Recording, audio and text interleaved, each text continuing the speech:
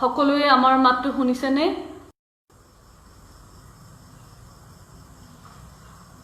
আমি লাইভ আহিছো, আমাৰ মাতটো শুনিছেনে? আমি আগবাঢ়িব পাৰিম আপোনালোকে যদি কোনোবাই আমাক জনায়।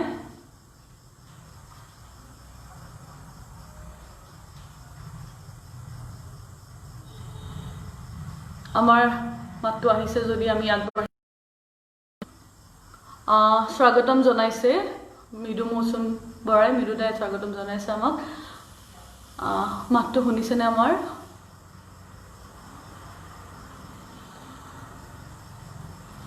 কোনোবাই যদি জনায় শুনিছো বুলি।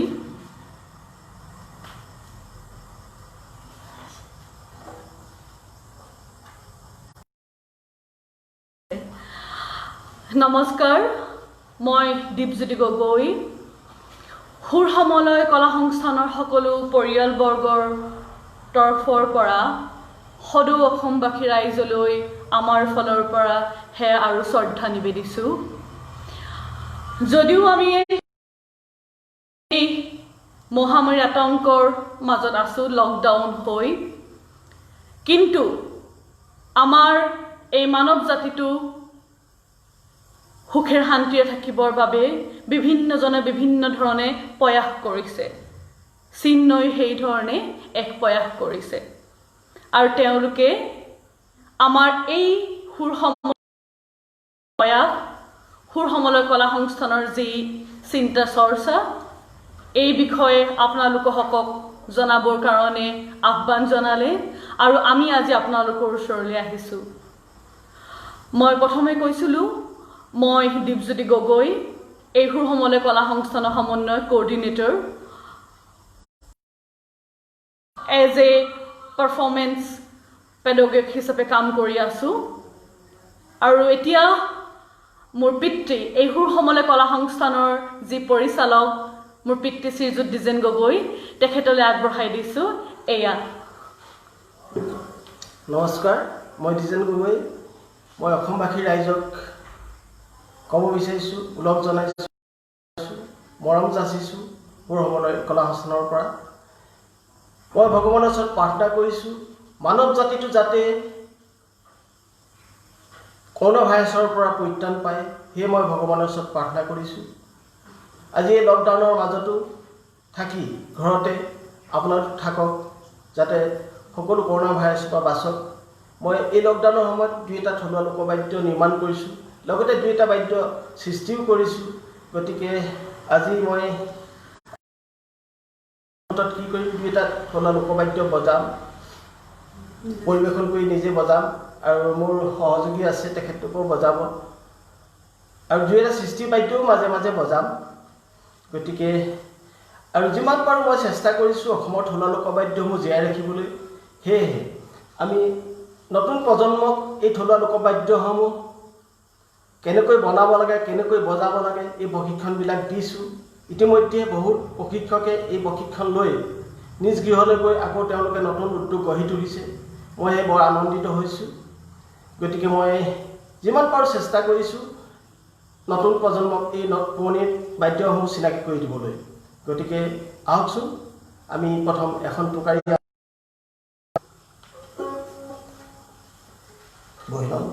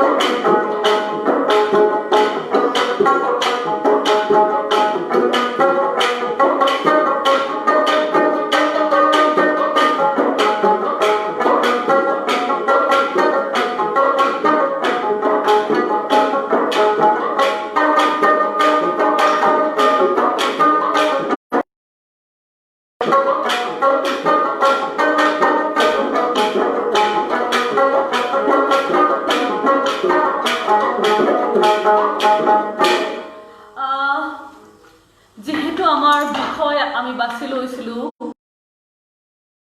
লোকবাদ্যৰ বৰেণ্য যাত্ৰা আমি আপোনালোকৰ আগত ইতিমধ্যে পৰিৱেশন কৰা কৰি দিব বিচাৰিছো যেহেতু প্ৰথমে মোৰ দেউতাই উল্লেখ কৰিছিলে যে হয় আৰু এয়া হৈছে ৰামতাল আকৌ এবাৰ দেখাই দিয়ক ৰাইজক এখন টুকাৰী আৰু লগত আমাৰ ৰামতাল পুৰণি ৰামতাল আজিকালি সেই ৰামতাল নবজায় এনেকৈ জুনুকা কিছুমান বজায় ধৰি লওক এয়া লগত আমাৰ আনন্দ লহৰী এই আমাৰ প্ৰশিক্ষক ইন্দাদুৰ ৰহমানে বজাইছে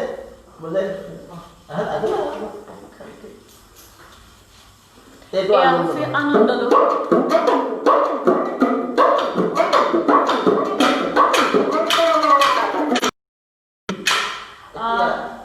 এয়া আমি আপোনালোকৰ আগত তিনিবিধ বাদ্য একেলগে পৰিৱেশন কৰিলো টুকাৰী আছিলে আনন্দ লহৰী আৰু মোৰ হাতত আছিলে কৰতাল আৰু তেনেকৈ ৰামতাল আৰু এনেকৈ এপদ এপদকৈ আমি আপোনালোকৰ আগত বাদ্য লৈ আহিম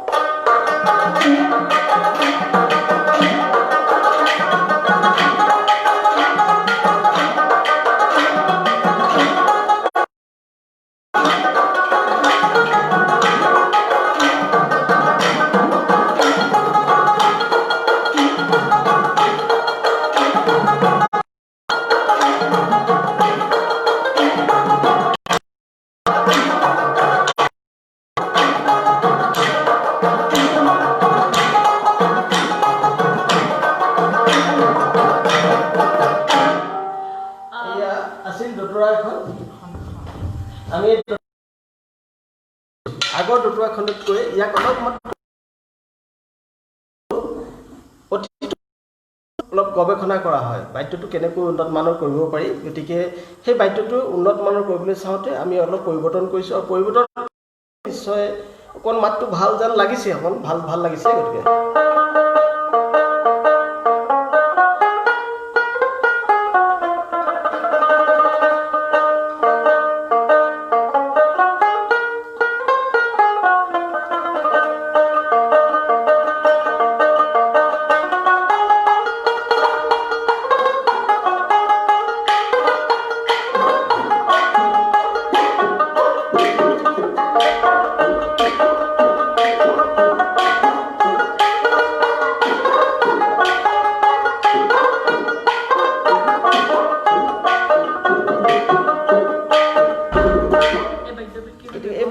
দতৰা এই দতৰা হৈছে লগত আমাৰ ৰামতাল বাজিলে আৰু ডগৰ বাজিছিলে ডগৰটো আমাৰ এজন সহযোগীয়ে বজাইছিলে এইটো হৈছে ডগৰটো বজাইছিলে এই ডগৰটো বজাই আছিলে এইটো আমাৰ জিকিৰৰ সাধাৰণতে জিকিৰৰ লগত বজোৱা হয় আৰু এনেকুৱা টুকাৰী গীতৰ লগত বজোৱা হয় আপোনাৰ লোকগীতৰ লগত বজোৱা হয় এইটো ডগৰ ডগৰ আৰু খঞ্জুৰীৰ মাজত পাৰ্থক্যটো কি ইয়াতে জুনুকা থাকে সেইটো হৈছে খঞ্জুৰী এইটো হৈছে ডগৰ গতিকে ডগৰৰ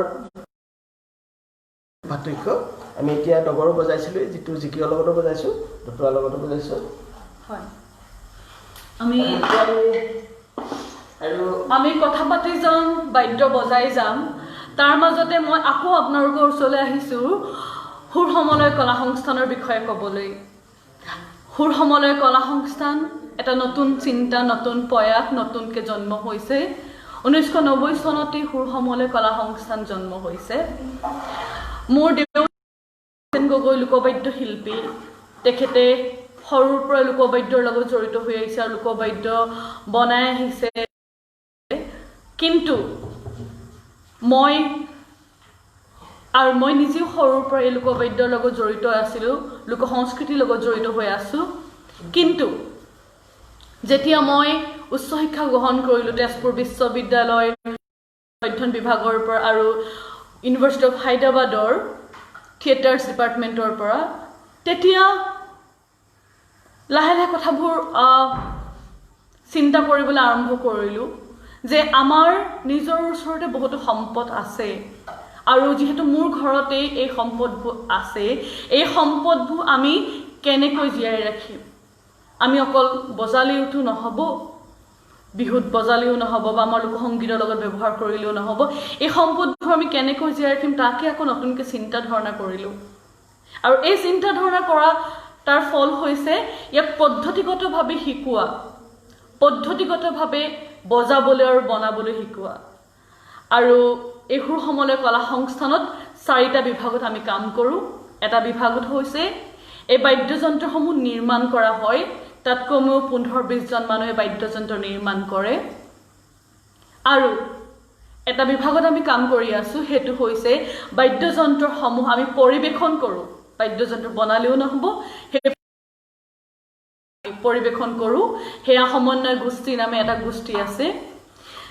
বাদ্যযন্ত্ৰবোৰ পৰিৱেশন আৰু বনোৱাৰ লগতে আমি আৰু কাম কৰিবলৈ আগবাঢ়িছোঁ। 3য়টো বিভাগ হৈছে বাদ্যসমূহ আমি সংৰক্ষণ কৰিছোঁ।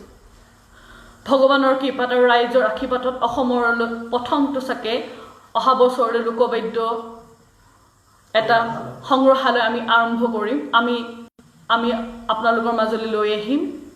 আৰু 4ৰ্থটো হৈছে এই বাদ্যসমূহ আমি কি কৰিছোঁ, নতুন প্ৰজন্মৰ প্ৰশিক্ষণ দিছোঁ। বৰ্তমান আমাৰ মাজত 15 জনকৈ প্ৰশিক্ষাৰ্থী আছে আৰু আমি নিয়মীয়াকৈ কৰ্মশালা আয়োজন কৰোঁ। এইবাৰ আমাৰ ওচৰত বিপদ অহাৰ বাবে আমাৰ ওচৰত এই মহামাৰী কৰোণা ভাইৰাছ আমি কৰ্মশালা আয়োজন কৰিব নোৱাৰিলোঁ। যোৱা কেইবছৰ ধৰি কৰ্মশালা আয়োজন কৰিছোঁ। আমি একো নহ'লেও আমাৰ নতুন প্ৰজন্মক, আমাৰ ভাই ভণ্টিসকলক আমাৰ বাদ্যবোৰ আমি চিনাকি কৰিবলৈ প্ৰয়াস কৰিছোঁ আৰু তেওঁলোকক পদ্ধতিগতভাৱে আমি বাদ্যযন্ত্ৰবোৰ শিকাই গৈ আছোঁ। সেয়া সৰুকৈ থুলমূলকৈ সুৰ সমলয় কলা সংস্থানৰ বিষয়ে আপোনালোকক ক'লোঁ। আৰু সুৰ সমলয় সদায় মাটি আৰু মানুহৰ বাবে উৎসৰ্গিত এক অনুষ্ঠান। আমাৰ শোষিত নিষ্পেষিত যিবোৰ মানুহ, আমাৰ যিবোৰ কলা আছে, সেই কলাসমূহ সদায় ওলাই আহিবৰ কাৰণে আমি চিন্তা চৰ্চা কৰি কাম কৰি আছোঁ। কথা বেছি নকওঁ, যিহেতু আমি কাম কৰোঁ, আহক আমি বাদ্যৰ মাজলৈ যাওঁ।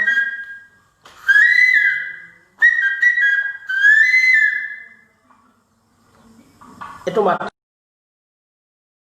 কৰি চাইছোঁ বা শিকিবৰ বাবে উপযোগী কৰিছোঁ, বাঁহৰ সুতুলি বনাইছোঁ।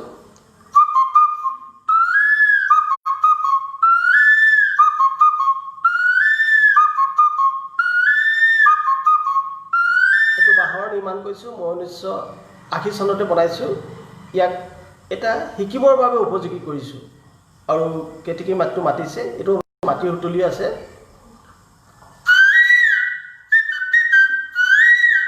আৰু এটা ডিং পিন্ধি আছোঁ, এইটো মই থাইলেণ্ডৰ সুতুলি।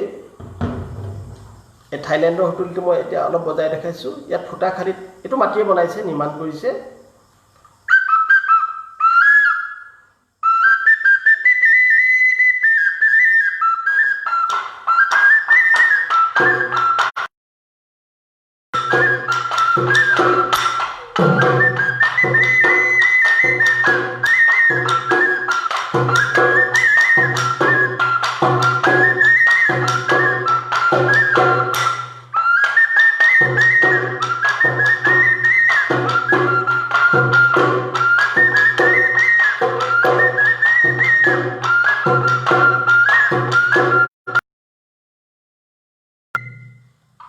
এতিয়া এই গগনা বজাইছোঁ, যিখন লাহৰী গগনা আৰু ৰামধন গগনা। এতিয়া ৰামধন গগনাখন নেদেখাওঁ। লাহৰী গগনাটো আমাৰ ভেকুলী মাতৰ পৰা উৎপত্তি হৈছে গগনাবিলাক, গতিকে মই ভেকুলী মাত প্ৰথম মই বজাই অনাইছোঁ।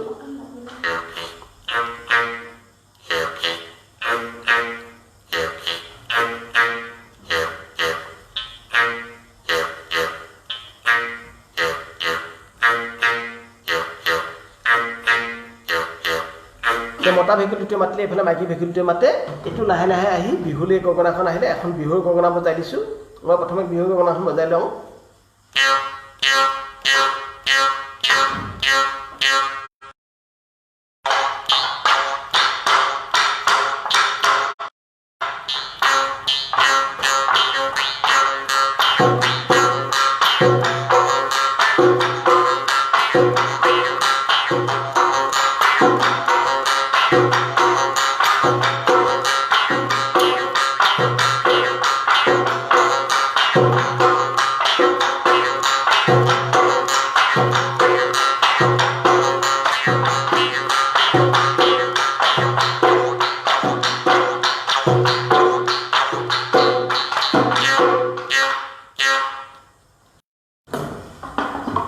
এতিয়া পণিৰ এটা বাদ্য বজাওঁ বিনখন আমাৰ হুঁচৰিৰ পৰা লাহে লাহে হেৰাই গৈছিলে এই বিনখন আমি গুৱাহাটীত প্ৰসন্ন গগৈ আৰু শিৱসাগৰত মই আমি দুজন মানে আমি আকৌ চেষ্টা কৰিছোঁ বিনখন আকৌ যাতে হুঁচৰিলৈ আহক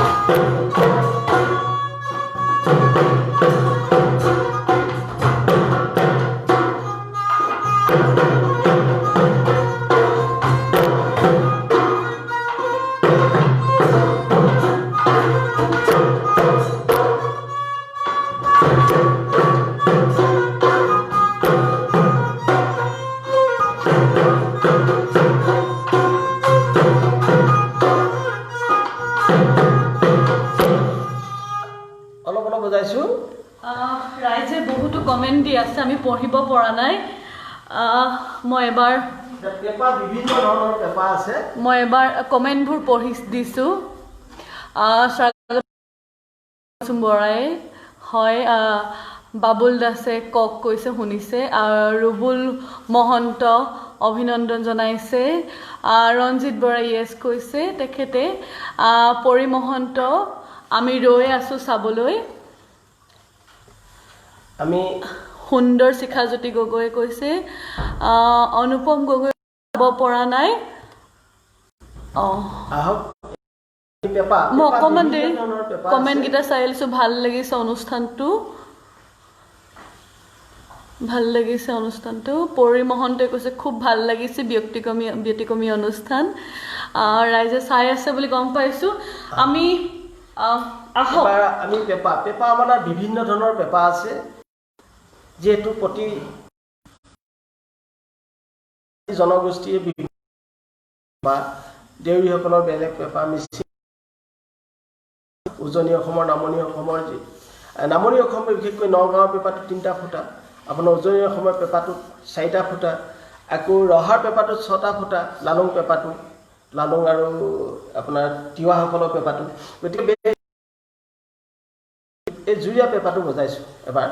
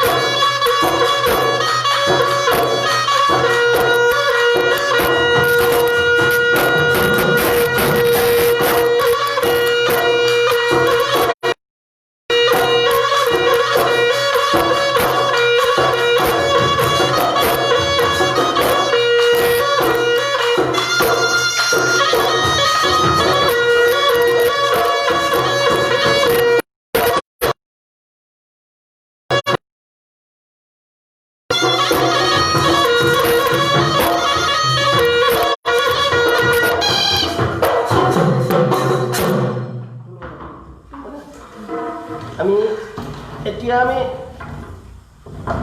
এইটো লালুং পেপাৰটো দেখাইছোঁ। লালুং পেপাৰটো 6টা ফুটা আছে। এইটো ভাৰসাম্য ৰাখিবৰ কাৰণে এইটো মূৰত এনেকৈ পিন্ধি ল'বলগীয়া হয়।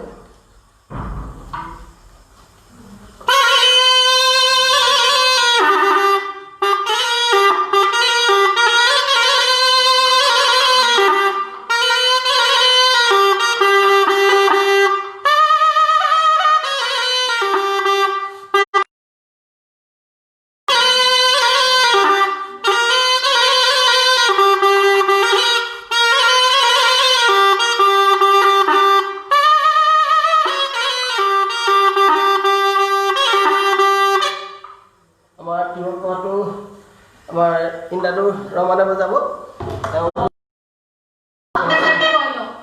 এয়া হৈছে ইমদাদুৰ ৰহমান, মোৰ দেউতাৰে শিষ্য। ইমদাদুৰ ৰহমানে, মই ইমদাদুৰ ৰহমানৰ বিষয়ে ক'বই লাগিব। ইমদাদুৰ ৰহমান যোৱা 5 বছৰ ধৰি আমাৰ ঘৰৰ লগত আৰু আমাৰ অনুষ্ঠানৰ লগত জড়িত। ইমদাদু আচলতে খুব হেঁপাহ লোকবাদ্যৰ প্ৰতি। লোকবাদ্যৰ এতিয়া নিজেই বনাব পাৰে, লোকবাদ্যৰ নিজে বজাব পাৰে, আৰু তাতকৈ ডাঙৰ কথা হৈছে এই বস্তুখিনিৰ লগত অধ্যয়ন কৰি আছে। বৰ্তমান ডিব্ৰুগড় বিশ্ববিদ্যালয় পাৰফৰ্মিং আৰ্টছ ডিপাৰ্টমেণ্টত অধ্যয়ন কৰি আছে। আৰু ইমদাদুক লৈ আমি সঁচাকৈ গৌৰৱ কৰোঁ, কিয়নো ইমদাদুৱে প্ৰত্যেকটো বাদ্য বজাবলৈ প্ৰয়াস কৰিছে, ভালদৰে জানিবলৈ চেষ্টা কৰিছে আৰু ভালদৰে বজাবলৈ চেষ্টা কৰিছে। এটা বাদ্য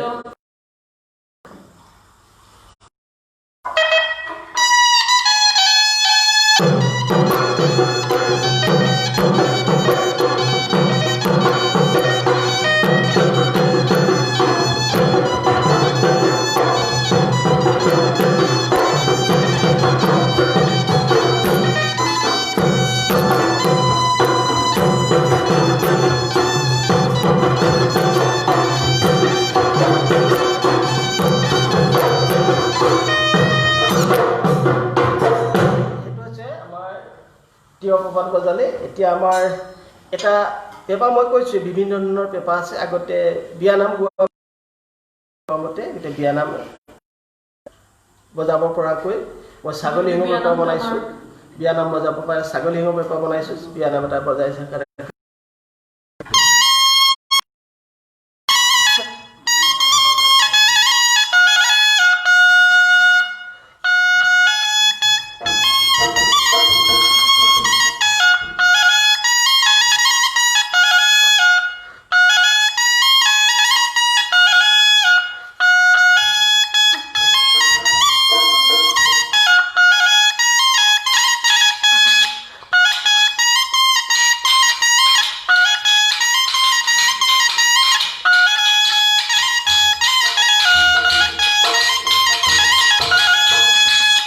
এইটো মই ছাগলী শিঙৰ পেপাৰ বজালোঁ।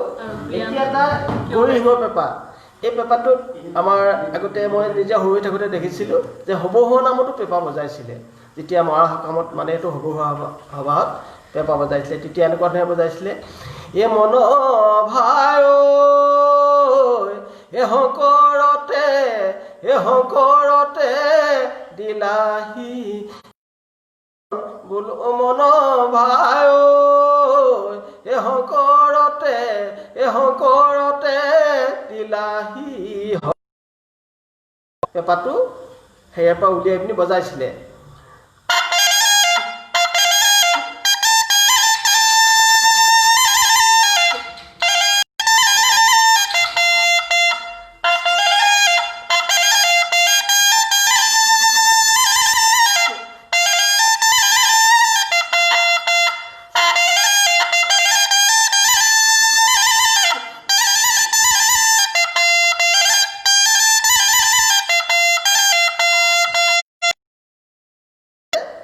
আমি আৰু বিভিন্ন ধৰণৰ পেপাৰ আছে।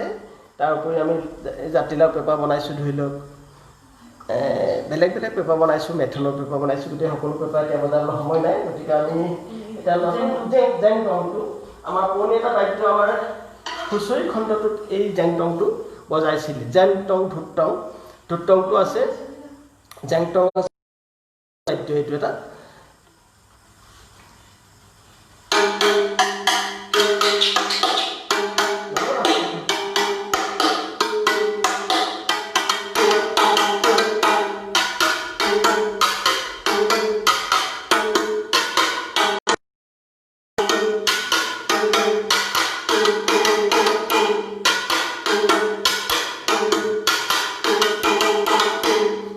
কৰিবলৈ আগতে আমি সৰুতে হুঁচৰি গাইছিলোঁ তেতিয়া ঢোলটো ভাড়ালৈ আনিব নোৱাৰোঁ গতিকে জেং টং লৈ হুঁচৰি গাইছিলোঁ আমাৰ আমগুৰি তেতিয়া লগত পেপা চেপা এইবিলাক আছিলে আৰু ধৰি লওক বাঁহী আছিলে গতিকে এতিয়া আমি আৰু এটা আমাৰ বাদ্য বনাইছোঁ মই নতুনকৈ বনাইছোঁ এটা বাদ্য কৈছোঁ বাদ্য দুইটা পৰিৱৰ্তন কৰিছোঁ সেই নতুন বাদ্যটো বজাই দেখাইছোঁ এইটো টং টং নাম দিছোঁ ইয়াৰ এইটো এটা বেলেগ বেলেগ এইটো স্কেলত বনাইছোঁ বনাই এইটো এনেকৈ বনাইছোঁ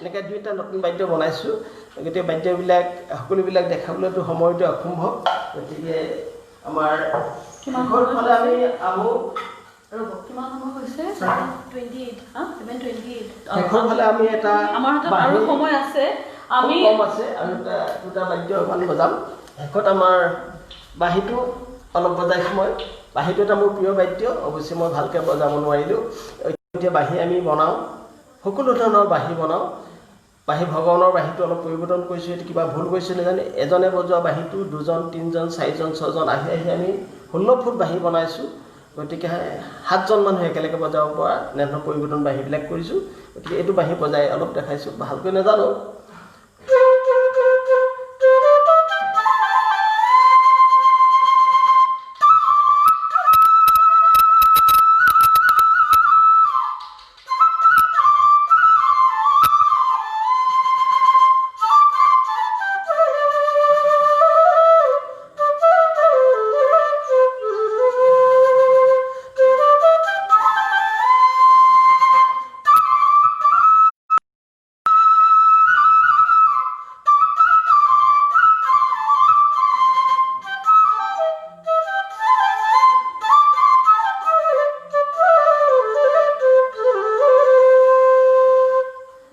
নতুন বাদ্য বনাইছোঁ গতিকে সেইটো বাদ্যও দেখাই দিছোঁ এইটো এইটো কোনোবাই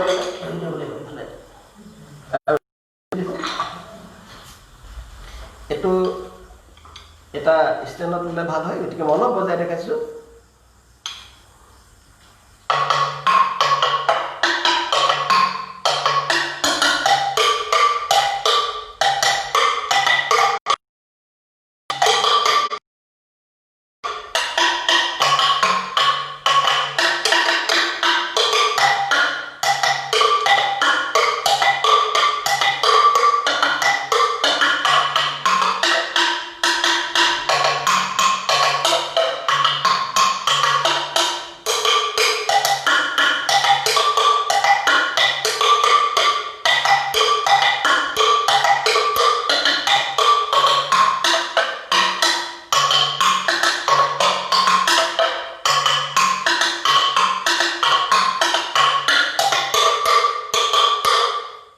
আৰু এটা বাদ্য বনাই দিছোঁ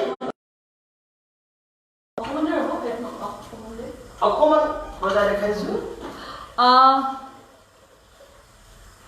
আমি শেষ কৰিম ৰাইজে কিবা প্ৰশ্ন সুধিছে নি চাই লওঁ ইমানো ধৰা বন্ধা নাই ৰাইজে কিবা জানিব বিচাৰিছে নি আপোনালোকৰ অনুষ্ঠানটো কোন ঠাইত আছে জনাব হয় আমি শিৱসাগৰৰ বৰপাত্ৰ নগৰ দৰিকাপাৰৰ আমি নিবাসী হয় আমি আচলতে আপোনালোকক জনাবলৈ পাই সুখী হ'ম আৰু এটা কথা সুৰ সমলয় কলা সংস্থান এই অনুষ্ঠানটো আমি ঘৰৰ পৰা অনুষ্ঠানলৈ ৰূপান্তৰ কৰিছোঁ আমি সকলোৱে এটা চিন্তা কৰিলোঁ যে মোৰ ঘৰখন বা আমাৰ ঘৰখন কিমান দিন জীয়াই থাকিব আমি নাজানো বা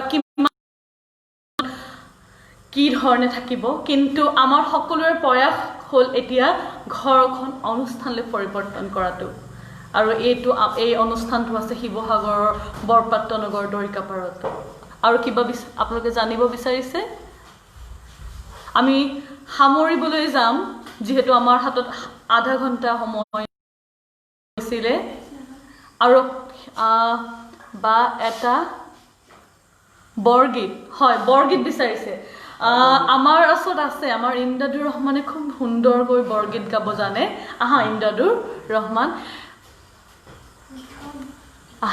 আহা ইমদাদু এটা বৰগীত পৰিৱেশন কৰিবা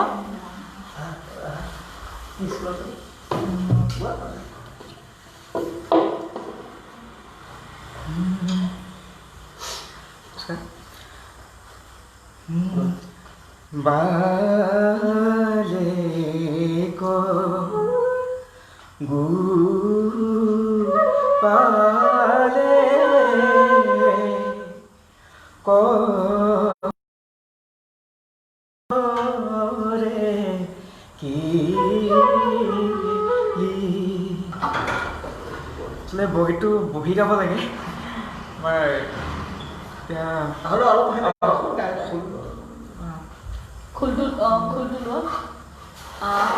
যিহেতু আমি সকলো থিয় হৈ আছিলোঁ www.wonderfulcreation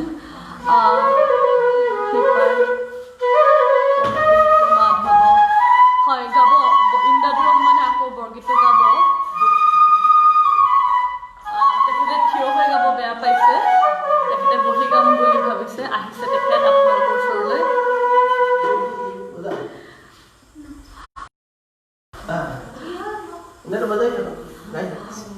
আমাক পতিম গগৈ চাই আছে পতিম দা আজি আপোনাক আমাৰ এইবোৰ সমলে কলা সংস্থানৰ এজন ব্যক্তি যিজন জন্মৰ পৰা জড়িত তেখেত আমাৰ মাজত আজি অনুষ্ঠান থাকিব নোৱাৰিলে যিহেতু লকডাউন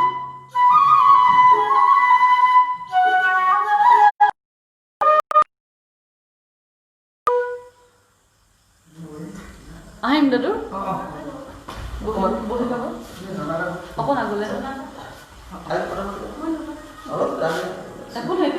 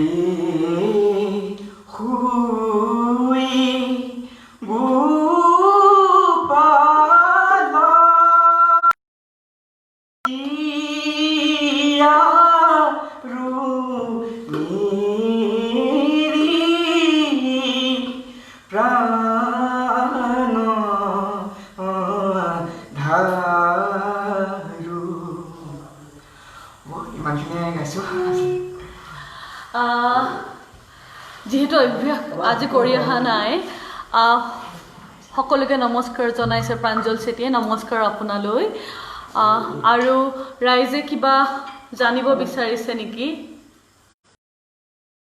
আপোনালোকৰ আগত সকলোবোৰ বাদ্য বজাই দেখাব পৰা নাই বা সকলোখিনি কথা বিশেষভাৱে বা প্ৰত্যেকটোৰ বিষয়ৰ লগত জড়িত থকা কথাও ক'ব পৰা নাই কাৰণ ইমানখিনি 64বিধ লোকৰ বাদ্য আমাৰ ওচৰত সংৰক্ষণ হৈ আছে এই গোটেই কথাখিনি কোৱাটো সম্ভৱপৰ নহয় এই লাইফৰ জৰিয়তে সুন্দৰ খুব প্ৰাঞ্জল প্ৰাণ তোমাকো আমি আজি বহুত মিছ কৰিছোঁ যিহেতু লকডাউন তুমি আহিব নোৱাৰিলা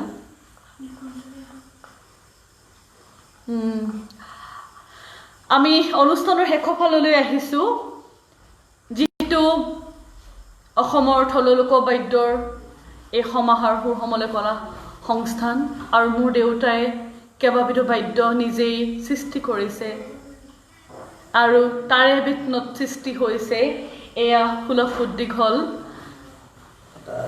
পেপা এয়া ভেৰু বুলিও কয় এতিয়া আপোনালোকৰ আগত পৰিৱেশন কৰিব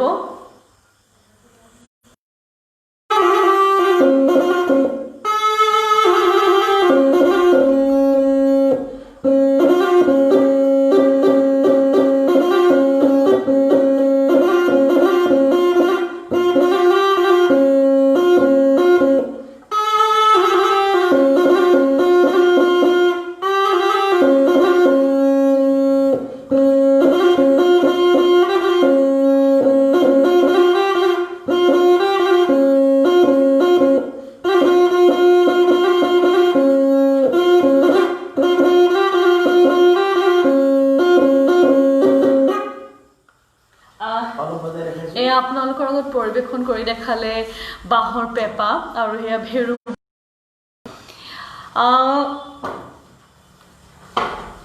আপোনালোকৰ লগত আমি খুব কম সংখ্যক লোকবাদ্য পৰিৱেশন কৰি দেখালোঁ যিহেতু অনুষ্ঠান শেষৰ ফাললৈ আহিছোঁ সুৰ সমলয় কলা সংস্থান আকৌ কৈছোঁ মাটিৰ মানুহৰ বাবে উৎসৰ্গিত অনুষ্ঠান ইয়াত বহুতো মানুহ জড়িত হৈ আছে অনুষ্ঠানৰ লগত এই পৰিচালক দ্বিজেন গগৈ এই যাত্ৰাৰ গুৰি ধৰোঁতা আৰু আমি কমেও ৪৫ জন মানুহ জড়িত হৈ আছোঁ য'ত অসম লোক সংস্কৃতি জীয়াই ৰখাৰ লগে লগে আমি অসমৰ এই পথাৰখনো জীয়াই ৰখাবলৈ চেষ্টা কৰিছোঁ আৰু আপোনালোকৰ এই আমাৰ এই যি প্ৰয়াস আপোনালোকে যদি কেতিয়াবা চাম বুলি ভাবিছোঁ ওচৰৰ পৰা কেতিয়াবা যদি শিৱসাগৰলৈ আহে আমাৰ এই সুৰ সমলয় কলা সংস্থান আমিনো কি কৰি আছোঁ কেনেকৈ কৰিছোঁ তাকেই চাবলৈ আহিব এতিয়ালৈকে কেইবাখনো university Dibrugarh university Assam women ইউনিভাৰ্চিটিকে ধৰি কেইবাখনো ইউনিভাৰ্চিটি এই আমাৰ এই অনুষ্ঠানলৈ আহি আমাক সঁহাৰি জনাইছেহি আমাক প্ৰত্যেকটো বস্তু তত্ত্বগধুৰভাৱে তেওঁলোকে বিশ্লেষণ কৰি চাইছেহি আৰু আপোনালোকে যদি কেতিয়াবা ভাবিছে বাদ্যসমূহ চাম বুলি আহিব পাৰিব আমি আপোনালোকৰ কেমেৰা এইমানকণৰ মাজতহে বাদ্যখিনি দেখাই আছোঁ সকলোখিনি বাদ্য দেখাব নোৱাৰিলোঁ সামৰণিত আমাৰ হিঙা আছিলে তাৰপিছত শংখ আহিছে এতিয়া হিঙা আৰু এটা কাঠৰ এটা মই শংখৰাজ বজাইছোঁ শংখৰাজ এইটো নতুন কৰিছোঁ গতিকে হিঙাটো আমাৰ ইণ্টাৰনেট বজাওঁ ইয়াতে এটা প্ৰশ্ন আহিছে অতুল ভূঞা ছাৰে আমাৰ পঠিয়াইছে বৰ্তমান কিমান বাদ্য আপোনালোকে অনুষ্ঠানৰ পৰা অসমৰ বিভিন্ন স্থানলৈ পঠিয়াইছে হয় আমি বহুত কেইবিধ বাদ্য আচলতে হিচাপ কৰা নহ'ল কিমান বিধ বাদ্য আপোনাৰ প্ৰশ্নটো যেতিয়া আমি দেখিলাম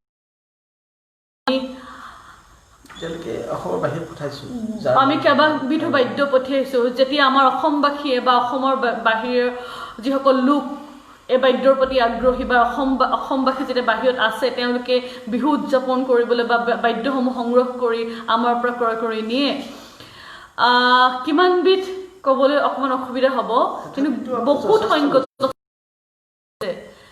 কেইবাজনো ৰিচাৰ্চ স্কলাৰ আহি তেওঁলোকে নিজেই কিনি নিছে অসমৰ ভাৰতৰ বাহিৰৰ মানুহ আহিছে ইউক্ৰেইনৰ পৰা আহিছে তেখেতে নিছে ইউক্ৰেইনৰ অহাজনে তেখেতে টুকাৰী নিছে বিন নিছে দতৰা নিছে তেখেতেও কেইবাটা বাদ্য নিছে মোৰ পৰা মহেঙৰ পেঁপা নিছে কিন্তু শেষত আমি সামৰণিত এই নতুনকৈ বনোৱা এটা মৃদুস্মিতা দাসে দিছে ইমু ভাই জিকিৰ এটা গাই দিব পাৰি নেকি বাৰু এওঁ জিকিৰ গাব তেতিয়াহ'লেতো আমি যিটো আমাৰ হেৰাই যোৱা এটা শিঙা এইটো শিঙাটো মহৰ শিঙৰ শিঙা আগতে আমাৰ উজনি অসমৰ ফালে শংখটো পাবলৈ হ'লে সাগৰলৈ যাবলগীয়া হৈছিলে গতিকে অসমৰ এইটো চাইডে আমাৰ অসুবিধা আছিলে গতিকে আমি তেতিয়া এইফালে আমাৰ শিঙাটোৱে বেছি নামঘৰ বা এনেকুৱা ধৰণৰ ধৰ্ম অনুষ্ঠানবিলাকত শিঙা বজাইছিলে সেই শিঙাটো লাহে লাহে এতিয়া এইফালে হেৰাই গৈছে গতিকে এতিয়া আপোনাৰ শংখ বজায় মই এটা শংখৰাজ এটা কাঠৰ পৰা বনাইছোঁ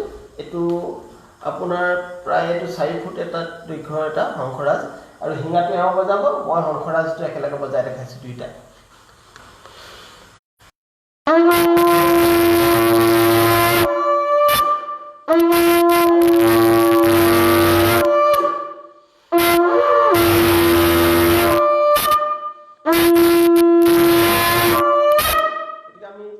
বাদ্য বেলেগ বেলেগ অলপ শুনালোঁ আপোনালোকক গতিকে এইটো নতুন বাদ্য এইটো পুৰণি বাদ্য গতিকে আমাৰ সময়টো যথেষ্ট কম হৈ আহিছে আমাৰ জিকি এটা গাবলৈ কৈছে জিকিটো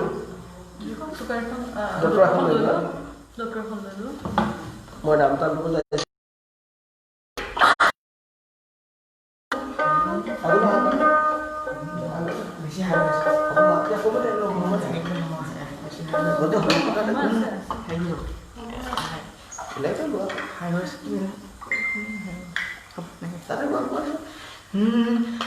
দশ দুগুৰি হয় চাহেব নবী চনি জিৰি হয় চাহেব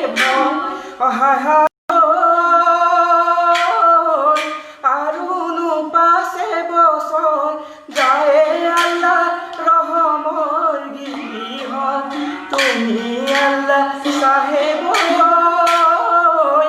যদি করা দুনিয়ার পার দই পুখুরি ভয়েনো আদমে খন্দালে সাহেব হায় হায় হইনো গোল পুখুরির পানি আল্লাহ সাহেব গৃহত তুমি আল্লাহ সাহেব যদি করা দুনিয়া ধন্যবাদ আমাৰ এই অনুষ্ঠানত আৰু এগৰাকী আছিলে শিল্পী মোৰ ভণ্টি পালকি প্ৰিয়া গগৈ আপোনাৰ আগলৈ আহা আমি ছোৱালী চাৰিগৰাকী মই ডাঙৰ আৰু মোৰ এই সৰু ভণ্টি 4 নম্বৰ ভণ্টি পালকি প্ৰিয়া গগৈ তাই বাদ্যযন্ত্ৰখিনি শিকিহে আছে আপোনালোকৰ আগত খুব দূৰ দেখিছে খুব দূৰৰ পৰা বাদ্যবোৰ বজাই আছে যিহেতু শিকিহে আছে প্ৰয়াস কৰিছে শিকিবৰ কাৰণে তাই আপোনালোকৰ আগত চিনাকি কৰাই দিলোঁ ধন্যবাদ শেষত আমি কিবা এটা বজাই পিনে আপোনালোকৰ ওচৰৰ পৰা বিদায় ল'ম যিহেতু বিহু আমি সকলোৱে এবাৰ ঘৰতে থাকি পালন কৰিলোঁ বিহুৱে আমি আপোনালোকৰ ওচৰৰ পৰা বিদায় ল'ম